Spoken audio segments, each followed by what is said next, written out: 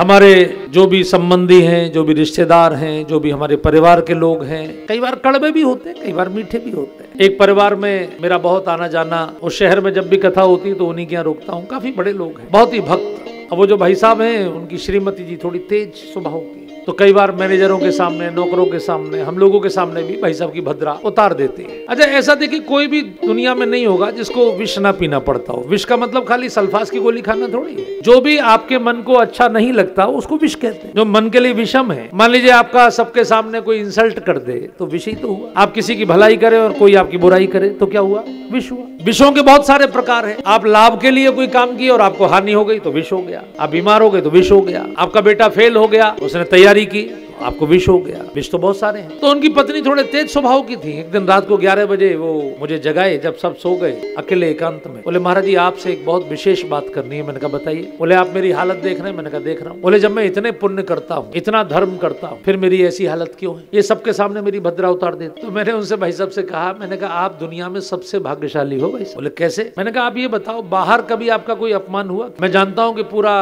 प्रदेश, पूरा शहर आपको कितना सम्मान करता है। बोले हाँ ये तो है। तो मैंने कहा कुंडली में राहु केतु भी तो होते हैं कि नहीं होते? खाली ऐसा तो नहीं कि सूर्य चंद्र ही होते। सूर्य को भी साल में 1-2 बार ग्रहण झेलना पड़ता है, चंद्रमा को भी ग्रहण झेलना पड़ता है। हमारी आपकी क्या औकात? अगर बाहर कहीं आपका अपमान होता तो आपको कितना कष्ट होता। ये तो बहन जी को धन्यवाद दीजिए कि जब भी आपकी भद्रा उतरे तो समझ लेना कि राहु केतु उतर गए। भद्रा समझते, भद्रा माने मत थोड़ा सा आपका अपमान हो जाए, थोड़ा सा आपको खराब लगे, थोड़ा सा आपको कोई डांट दे तो उसको कहते हैं भद्रा उतर गई। मैंने कहा देखो भाई साहब, मैं आपके घर में इतने साल से आता हूँ, 9 दिन रुकता हूँ जब कथा करता। मैं इनको बहुत अच्छी तरह जानता हूँ, आपकी पत्नी को। ये आपको इतना प्रेम करती हैं कि ये आपके लिए प्राण भी दे सकते हैं। हाँ ये बात तो है। तो मैंने कहा भाई साहब, अगर थोड़ी बहुत उतार देती हैं तो आपकी नजर ही तो उतार रही है। बाहर तो कहीं आपको नजर नहीं लगती, बाहर तो आप सब जगह जय जयकार में हो। तो उन्होंने हाथ जोड़कर कहा महाराज आज मेरी संतुष्टि हो गई, आज आनंद हो। काहे को इतना इतरा रहे हैं? छोटी छोटी बातों पर क्यों कतरा रहे हैं? नहीं तो छोटी छोटी बातों पर हम अपने